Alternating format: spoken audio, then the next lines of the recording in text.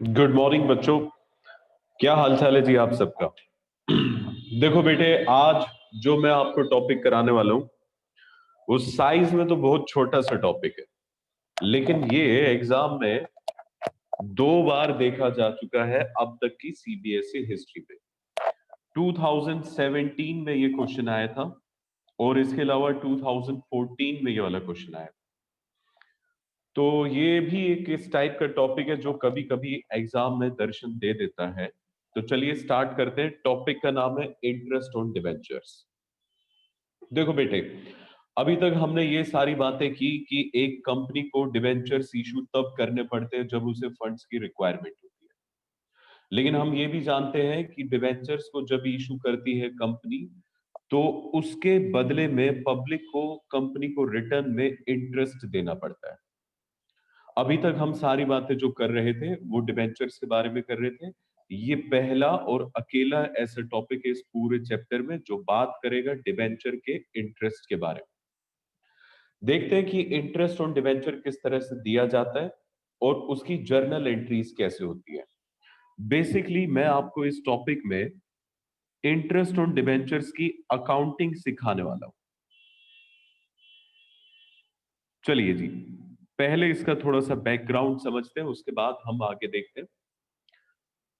एक company Reliance limited ने 10% debentures issue किए थे और ये जो 10% डिवेंचर्स है ये थे 10 करोड़ रुपीस। ठीक है जी, 10 करोड़ रुपए के डिवेंचर्स इशू किए। आप सभी जानते हैं ये जो 10% है ये असल में इंटरेस्ट रेट होता है पर एनम, और टेक्निकल लैंग्वेज में इसे हम कूपन रेट पर एनम भी बोल देते हैं। अगर मैं इसी हिसाब से कूपन रेट अगर 10% है तो देखो बेटे, ये ध्यान रखना ये हमेशा 10% जो होता है ना ये coupon rate it is always per annum. मैं ऐसा आपको इसलिए कह रहा हूं क्योंकि कई बार आप ये पाएंगे कि डिवेंचर पे इंटरेस्ट 6 महीने में एक बार दिया जाता है, मतलब साल में 2 बार दिया जाता है।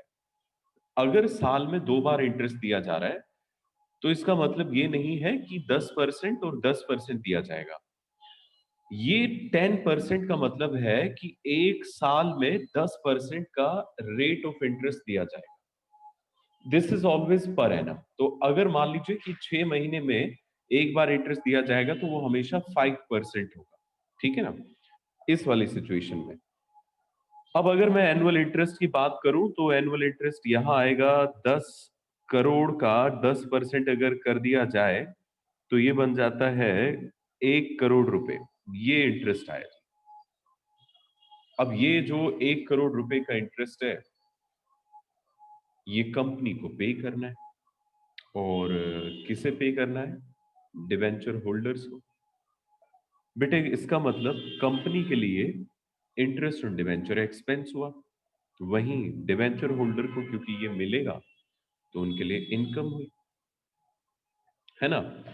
अब देखिए होता ये है कि जब ये पूरा प्रोसेस चल रहा होता है, रिलायंस लिमिटेड ने 10 करोड़ के डिबेंचर्स पर 1 करोड़ रुपए का ब्याज देने की घोषणा करी।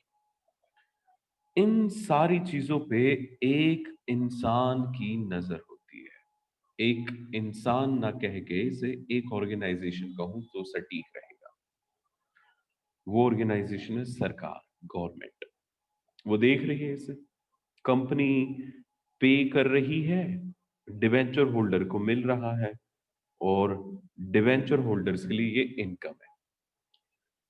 तो बेटे, जब कभी भी आप इस कंट्री में कोई भी इनकम कमाते हैं तो सरकार आपके पास आ जाती है, गवर्नमेंट। गवर्नमेंट उस इनकम पे लगाती है टैक्स। ठीक है जी, जिसे आप कहते हैं इनकम टैक्स।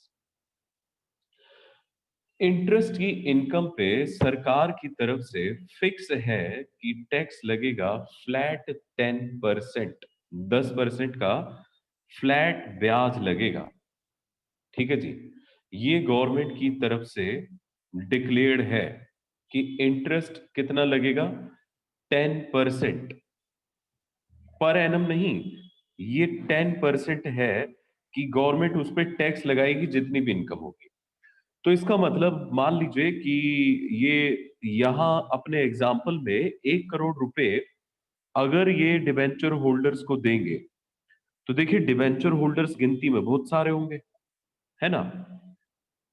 इन सभी को जितना भी इंटरेस्ट मिलेगा गवर्नमेंट उनसे 10% के हिसाब से टैक्स कलेक्ट करेगी। और 10% जितना भी इंटरेस्ट मिल रहा है, मान लीजिए जैसे ही पहला व्यक्ति से 1 लाख रुपए इंटरेस्ट मिला, तो इसका 10% यानी कि इससे 10,000 रुपए टैक्स मांगेगी। किसी को अगर 10,000 मिला तो उसका 10% यानी कि 1,000 रुपए मांगेगी। कुल मिला के इस पूरी ट्रांजेक्शन में सरकार को अपने 1 करोड़ पे 10% के हिसाब से 10 लाख रुपए की इनकम दिखाई दे रही है, जिसे इनकम टैक्स बोलते हैं। अब देखो होता क्या है, ये अलग अलग लोग हैं। अब मान लीजिए इनमें से कुछ लोग टैक्स नहीं देते, तो ऐसे में गवर्नमेंट को क्या करना पड़ेगा, इन सभी के घर पे लेटर भेजना पड़ेगा। ये लेटर का भी जवाब नहीं देते। उसके बाद सरकार क्या करेगी जी, अगर ये लेटर का जवाब नहीं दे रहे तो अपने ऑफिशियल्स को वहां भेजेगी कि जाइए और वसूल करिए। अब मान लो बेटे किसी के पास 1,000 रुपए का इंटरेस्ट आया और उस पे 10% के हिसाब से सिर्फ 100 रुपए का टैक्स बना। अब सरकार अपने ऑफिशियल्स इसके घर भेज देती है। जैसे ही बेल बजाते हैं तो बाहर एक महिला आती है और वो कह देती है कि साहब घर पर नहीं है।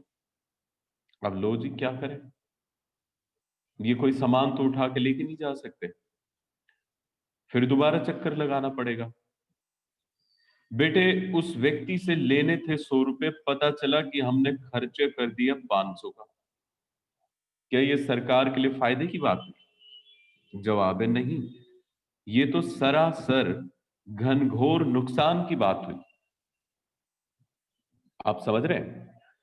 तो गवर्नमेंट अब कुछ स्कीम लगाएगी कि भैया मेरा नुकसान भी ना हो और ये इनसे टैक्स भी आ जाए। ये जो 1 करोड़ रुपए की इनकम जनरेट हुई है, इस पे टैक्स भी आ जाए और मेरा कोई नुकसान भी ना हो, मेरा 10% के हिसाब से इस पे टैक्स आ जाए। तो सरकार ने इस चीज को देखते हुए एक स्कीम चलाई जिसे कहा जाता है टीडीएस। टीडीएस की फुल फॉर्म होती है टैक्स डिडक्टेड एट सोर्स। देखो बेटे कितना अच्छा हो अगर गवर्नमेंट क्या करे, इन सभी लोगों की बजाय जिस दिन इंटरेस्ट दिया जाए उस दिन रिलायंस के यहां पहुंच जाए, रिलायंस के ऑफिस में जाके बोल दे कि ये जितनी भी आप इनकम दे रहे हो 1 करोड़ रुपए, इस पे 10% के हिसाब से 10 लाख रुपए हमारा टैक्स दे दो। वो 10 लाख रुपए ये बक्से में भरे और अपने ऑफिस लौट जाए। बताइए क्या काम आसान रहा। देखो यहां पे हमें एक टीम भेजनी होगी रिलायंस के यहां। अगर हमने एक बार की जगह ये 10 बार भी भेज दिया और 10 लाख रुपए वो रिकवर करके ले आए, तो भी कोई नुकसान नहीं है। भाई सिंपल सी बात है कि इस एक ऑर्गेनाइजेशन को ट्रेस करना is very easy in comparison to tracing all those persons. इसी को कहा जाता है टैक्स डिडक्टेड एट सोर्स। तो टैक्स डिडक्टेड एट सोर्स असल में क्या होता है, ये टैक्स लगेगा तो डिबेंचर होल्डर्स पे ही, ध्यान देना, लेकिन इसका डिडक्शन यहीं पे कर दिया जाएगा, रिलायंस से ही पैसे डिडक्ट करवा के ले लिए जाएंगे। ये इनकम टैक्स सोर्स पे कट जाता है। समझ में आई बात? अब हमें इसमें क्या करना है, हमें इस पूरे प्रोसेस की जर्नल एंट्री बनानी है। अब मैं आपको समझा दूं कि मैं इसकी जर्नल एंट्रीज दो तरह के केसेस में कराऊंगा। पहला केस जिसमें इंटरेस्ट पे कोई भी टीडीएस नहीं लगेगा, मतलब सिंपल इंटरेस्ट अगर पे किया जाए, रिलायंस लिमिटेड कंपनी अगर डिवेंचर होल्डर को दे तो क्या एंट्रीज होती है। और फिर उसके बाद दूसरे केस में करेंगे अगर टीडीएस लगा तो क्या एंट्रीज होती है। बस अगर आप ये दो चीज सीख गए तो आप समझ लीजिए कि आपको ये वाला टॉपिक आ गया। चलिए अब देखते हैं, ये बहुत ज्यादा आसान है। Journal entries for interest on debenture. Case number 1, when no TDS is deducted, अगर हम कोई टीडीएस डिडक्ट नहीं कर रहे हैं। अजम्पशन इसमें हमारी ये है, अजम्पशन मैं ये मान रहा हूं कि इंटरेस्ट जो है वो ट्वाइस इन ईयर पे किया जा रहा है। एक तो मतलब हमारा जो है एक 6 महीने में और दूसरा फिर 6 महीने में, इस तरह से। और हमारा साल स्टार्ट होगा 1 अप्रैल से और खत्म होगा मार्च 31 पे। ठीक है जी। अब समझिएगा, मतलब क्वेश्चन में 1 अप्रैल से मार्च 31 तक का ईयर गिवन है और मैं 2 बार इंटरेस्ट पे करूंगा। तो बेटे इंटरेस्ट मैं शुरुआत में पे नहीं करूंगा, क्योंकि देखिए अगर मैं किसी से पैसा उधार ले रहा हूं तो कुछ समय के लिए पैसा उसका यूज करूंगा तभी तो ब्याज दूंगा ना। तो इंटरेस्ट में पहले 6 महीने के गुजर जाने के बाद, फिर उसके बाद दूसरे 6 महीने गुजर जाने के बाद, यानी कि पहला इंटरेस्ट अगर 1 अप्रैल से 6 महीने काउंट किए जाए तो सितंबर 30 को दिया जाएगा, और वहीं दूसरा इंटरेस्ट 1 अक्टूबर से अगर 6 महीने काउंट किए जाए तो मार्च 31 को पे किया जाएगा।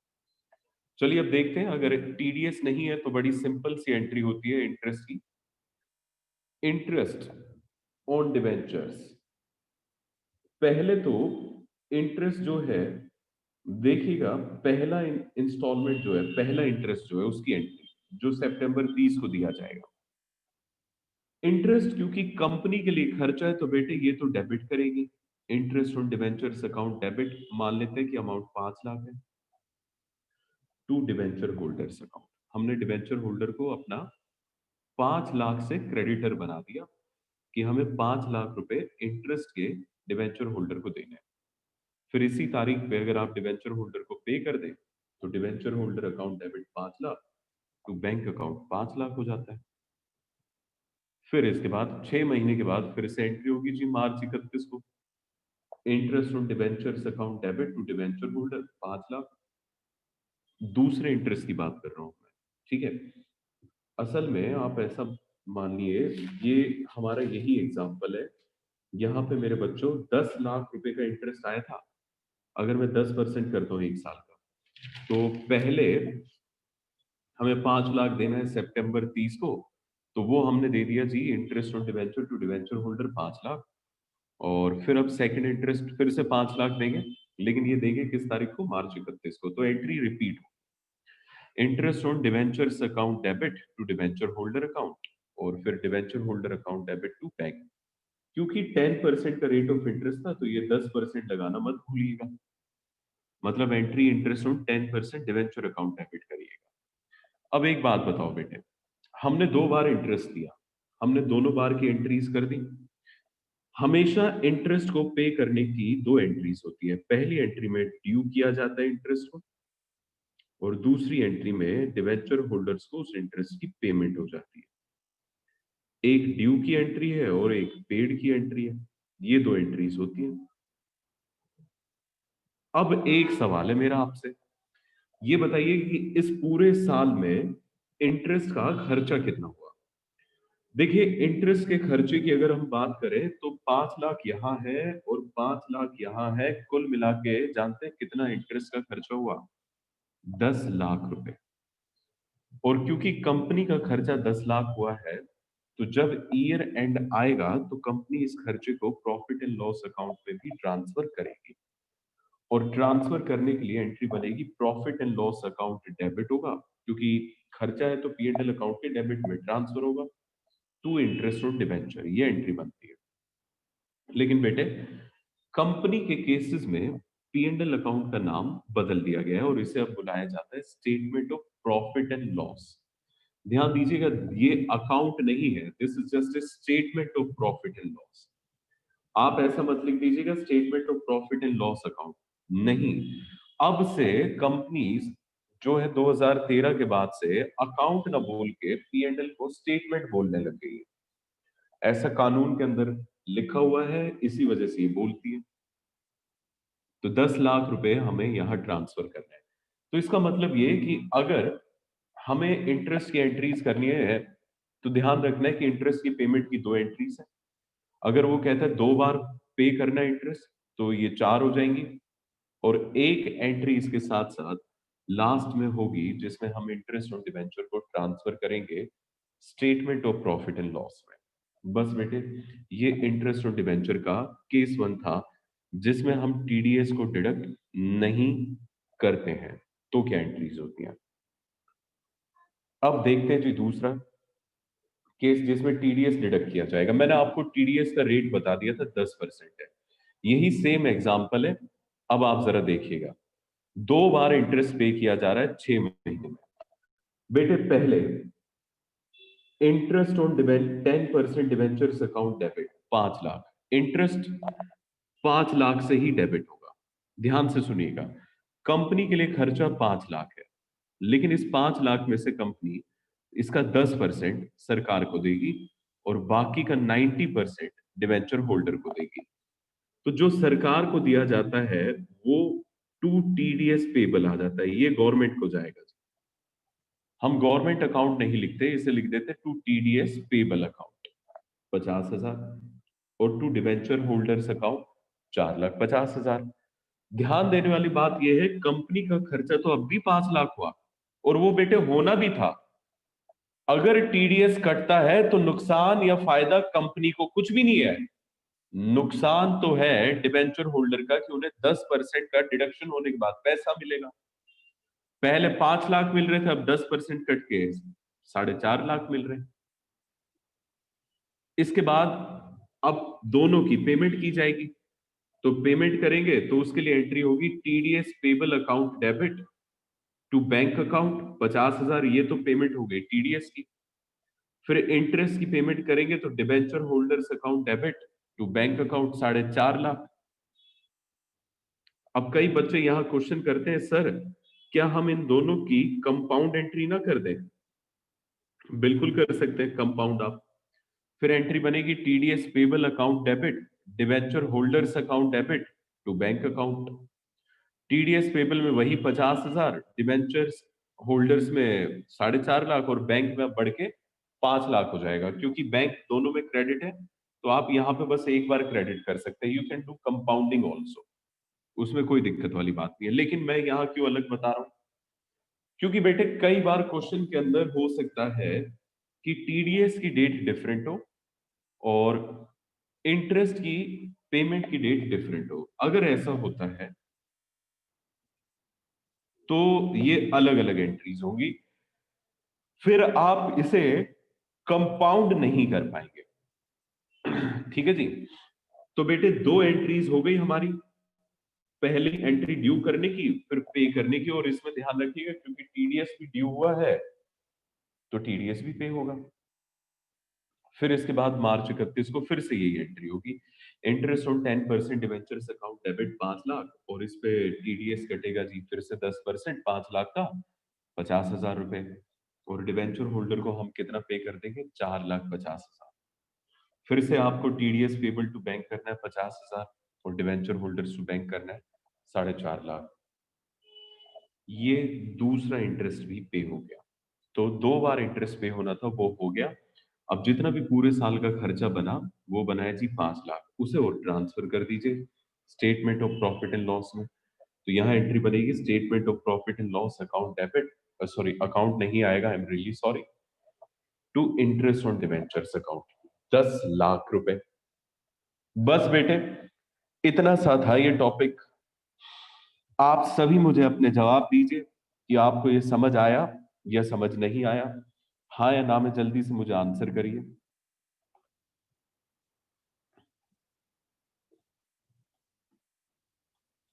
ओके जी, समझ आ गया है। तो लो बेटे, अब मैं आपको इसी पे बेस्ड आपकी बुक में सिर्फ और सिर्फ एक ही क्वेश्चन गिवन है, मैं आपको वो अलग क्वेश्चन करा देता हूं। ध्यान से देखिएगा।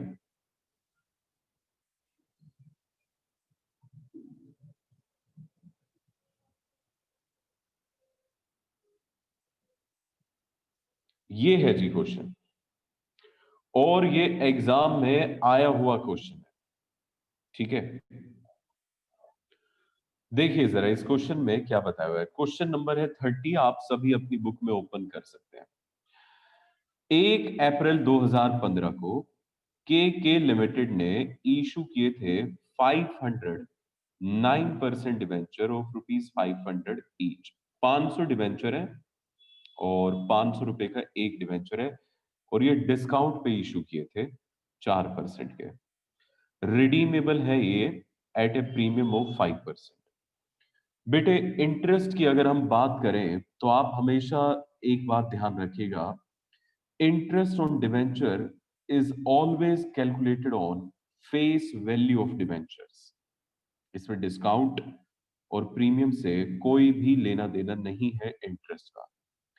इंटरेस्ट तो हमेशा ही दिया जाएगा जितनी फेस वैल्यू है उस पे। तो अगर ये 500 डिवेंचर्स है, 500 रुपए का एक डिवेंचर है, तो इसका मतलब 2,50,000 रुपए के डिवेंचर्स हुए। तो सिंपली हमें 9% जो इस पे इंटरेस्ट देना पड़ेगा वो 2,50,000 का 9% ही देना पड़ेगा पूरे साल का। समझ में आ गई बात? चलिए अब आगे देखिएगा। ये डिस्काउंट पे इशू हुए। अब एक बड़ी अजीब सी बात लिखी हुई है, redeemable eight A premium of 5% after 3 years। कहते हैं जी इनका रिडम्पशन हम प्रीमियम पे करेंगे। ये बात मैंने अभी आपको नहीं बताई है, तो आप एक काम कीजिएगा, ये रिडीमेबल से लेके आफ्टर 3 years तक की लाइन को इग्नोर कर दीजिए। पास necessary journal entry for the issue of debentures and debenture interest for the year ended 31st March 2016, assuming that interest is payable on 30th September and 31st March, and rate of tax deducted at source is 10%. Company closes its books on 31st March every year. ये है बेटे question. कहते हैं जी आप entries करके दिखाइए issue of debentures की भी और डिवेंचर इंटरेस्ट की भी। बेटे इस वाले क्वेश्चन में इशू ऑफ डिवेंचर की एंट्रीज को हम अभी इग्नोर करेंगे क्योंकि वो हम अगले टॉपिक में कवर करने वाले हैं कि कैसे एंट्री होती है। ठीक है जी। तो आप इसमें अब डायरेक्टली क्या करेंगे, आप इसमें डायरेक्टली डिवेंचर इंटरेस्ट की एंट्री करिए। देखिए 2 बार इंटरेस्ट देना है, 30 सितंबर को और 31 मार्च को, और टीडीएस का रेट है 10%। तो लो बेटे देखो जरा एंट्री क्या होती है। पहले तो सितंबर 30 को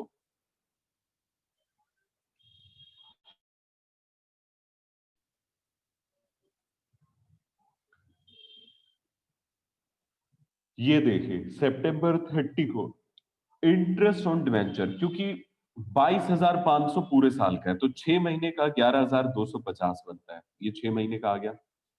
टू डिवेंचर होल्डर्स और टू टीडीएस पेबल। टीडीएस कितना कटेगा? 10%, इसका 10% काट दीजिए, 1,125 बनता है। तो बैलेंस 10,125 यही पे करना है। तो इसके लिए एंट्री क्या करेंगे, आप देखिए यहाँ पे कंबाइन एंट्री की हुई है। Debenture holder debit 10,125, TDS payable 1,125 और टू बैंक 11,250। हो गया जी। अब आ जाइए मार्च 31 पे। मार्च 31 पे आपके एंट्री करेंगे इंटरेस्ट और डिवेंचर्स, वही एंट्री रिपीट होगी। 11,250 से टू डिवेंचर होल्डर और to TDS payable, same entry है। फिर debenture holder account debit, TDS payable 1,125 और टू बैंक 11,250। देख रहे हैं आप, बिल्कुल सेम एंट्री हुई है, कोई फर्क नहीं है बेटे, बस फोटो स्टेट की मशीन बीच में लगी हुई है, आप ऐसे समझ लो। और लास्ट में हमें दो दो एंट्रीज पेमेंट के बाद, और उसके बाद हमें क्या करना है, इस इंटरेस्ट को statement of profit and loss में ट्रांसफर भी करना है, जिसके लिए आप एंट्री करेंगे statement of profit and loss account debit to interest on debentures account 22,500। ध्यान रखिएगा इंटरेस्ट पूरे साल का ट्रांसफर होगा क्योंकि खर्चा पूरे साल इंटरेस्ट का 22,500 रुपये आया। बस जी आज के लिए हमारी क्लास इतनी ही थी। ये वाला टॉपिक हमारा फिनिश हो गया। Thank you very very much. I hope कि आपको ये समझ में आया होगा। जो मैंने आपको अभी क्वेश्चन बताया है यही क्वेश्चन आपको होमवर्क से करना है, यानी कि ये जो 30th क्वेश्चन है ये इस टॉपिक का होमवर्क है जी। ठीक है, तो मैं यहां लिख देता हूं, होमवर्क इज क्वेश्चन नंबर 30। हालांकि हमने कर लिया, लेकिन फिर भी प्रैक्टिस के लिए आप करेंगे। Thank you very very much, take care of yourself, see you in the next class.